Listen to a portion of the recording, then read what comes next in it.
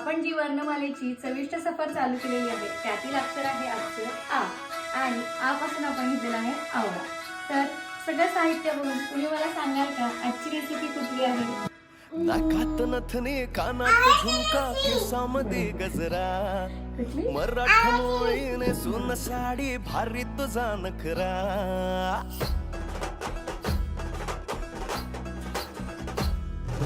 नाकात नथने कानात झुमका केसामध्ये गजरा मराठमोळीने सुन साडी भारी तुझा नखरा.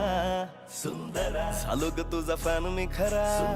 स्वॅग तुझा लय जबरा. प्रेमात तुझ्या लाख नजरा.